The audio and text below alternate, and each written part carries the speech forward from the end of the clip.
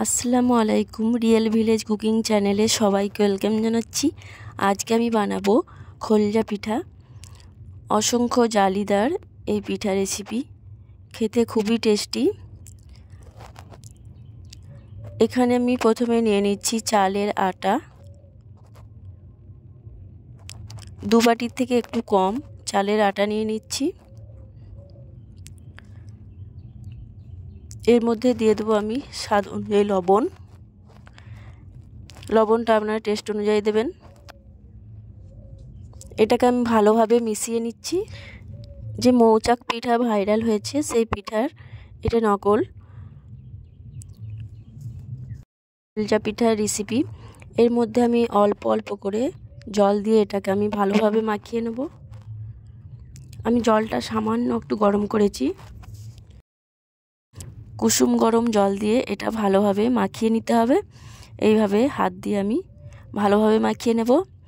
এখানে বলে রাখি, আমার চ্যানেলে যারা নতুন, চ্যানেলটা সাবস্ক্রাইব করবেন এবং বেল আইকন প্রেস করবেন যাতে ভিডিও সবার আগে আপনার কাছে পৌঁছায়। এখানে আমার 1.5 বাটির মতো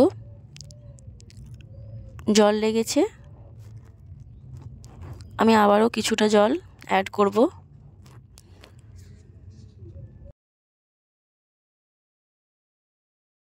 এটাকে এইভাবে খুব ভালোভাবে মাখিয়ে নিতে হবে।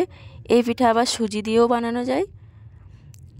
ঘরে থাকা উপকরণ দিয়ে সহজেই এই পিঠা বানিয়ে নিতে পারবেন। আরও সামান্য আমি জল অ্যাড করলাম। মোট এখানে আমার 1.5 বাটির মতো জল লেগেছে। একবারই একসঙ্গে জল দিতে যাবেন না, নাহলে বেশি পাতলা হয়ে যেতে পারে। এটা আমি রেস্টে রেখে দেব 10 মিনিটের জন্য। ফিরে আসছি 10 মিনিট পর। 10 মিনিট পর আমি ব্যাটারটা এইভাবে ভালোভাবে একটু ফেটিয়ে নিচ্ছি। এবার এখানে আমি দিয়ে দিচ্ছি নারকেল, কোরানো নারকেল আমি এখানে দিয়ে দিচ্ছি। আপনারা চাইলে এটা স্কিপ করতে পারেন। নারকেল দিলে এটা আপনারা যখন খাবেন এর স্বাদটা ভালো লাগবে। এটা খুব ভালোভাবে আমি মাখিয়ে নিচ্ছি। এবার এর মধ্যে দিয়ে দেবো আখের গুড়। আখের গুঁড়োটা দিয়ে দিচ্ছি 50 গ্রামের মতো। আখের গুঁড়োটা দিয়ে ভালোভাবে মাখিয়ে নিতে হবে। আমি যখন এই পিঠাটা খাবো তখন এর মধ্যে যে একটু হালকা মিষ্টি ভাব থাকবে এবং নারকেল দিয়েছি, এটা খেতে খুবই ভালো লাগবে।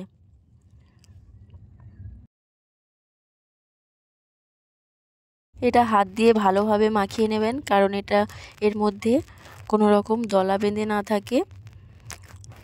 এইভাবে হাত দিয়ে ঘুরিয়ে ঘুরিয়ে এটাকে মাখিয়ে নিতে হবে।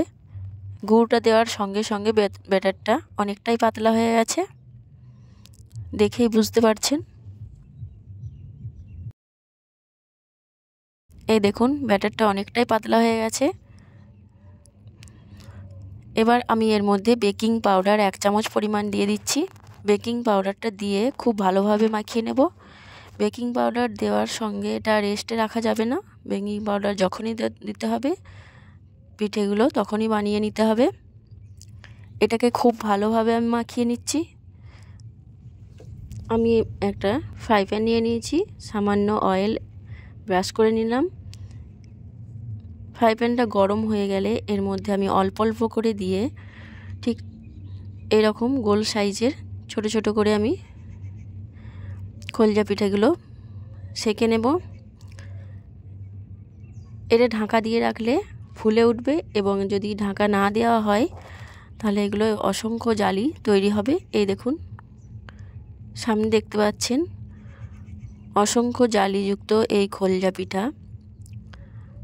বেবিখানা পিঠা তো খেয়েছেন, এইভাবে একবার খোলজা পিঠা খেয়ে দেখবেন, খুবই ভালো লাগবে, ঠিক মৌচাক পিঠার মতো। এই দেখুন খুব সহজেই অসংখ্য জালি তৈরি হয়ে যাচ্ছে। বানানো খুবই সহজ, দেখতেও খুবই সুন্দর। এই দেখুন সব কটা পিঠা আমি বানিয়ে নিয়েছি, ঠিক চিতই পিঠার মতো। এটা আপনারা খেজুরের গুড় দিয়ে খেতে পারেন বা এর সঙ্গে তো গুড় মিক্স আছে, শুধু মুখেও খাওয়া যাবে। আপনারা চাইলে এটা শুধু মুখেও খেতে পারেন। এই দেখুন, বাচ্চারা তো খুবই পছন্দ করবে। আমার এই রেসিপি আপনাদের কেমন লাগলো অবশ্যই কমেন্টে জানাবেন। ভালো লাগলে চ্যানেলটা সাবস্ক্রাইব করবেন নতুন নতুন রেসিপি পাওয়ার জন্য। এই দেখুন, পিঠাগুলো অসংখ্য জালিযুক্ত, দেখতেও খুবই সুন্দর এবং খুবই নরম, সহজেই ভেঙে যাবে। খুব নরম পিঠা, আমি একটা ভেঙে দেখাচ্ছি। এই দেখুন, মুখে দিলেই মিলিয়ে যাবে। খেজুর গুড়ের সঙ্গে খেতে তো খুবই ভালো লাগবে।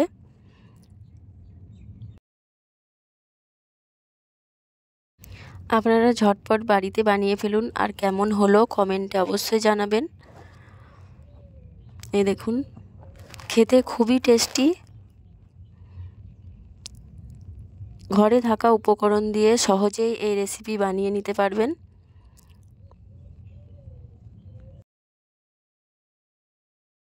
আপনারা যদি নতুন হয়ে থাকেন আমার চ্যানেলটা অবশ্যই সাবস্ক্রাইব করবেন আরও নতুন নতুন রেসিপি পাওয়ার জন্য।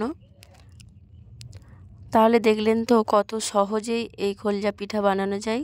ঘরে থাকা মাত্র সামান্য উপকরণ দিয়ে এই খোলজা পিঠা বানিয়ে ফেলতে পারবেন। খুবই নরম, এই দেখুন, দেখেই বুঝতে পারছেন কতটা নরম এই পিঠেটা। সহজেই হাতের মধ্যে মুঠো করলে মুঠো হয়ে যাবে এবং সহজেই খুলে যাবে।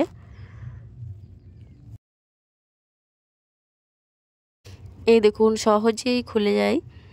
তাহলে ঝটপট দেরি না করে আপনারা বাড়িতে বানিয়ে ফেলুন এই পিঠা। আজকের এই রেসিপিটা এখানেই শেষ করছি।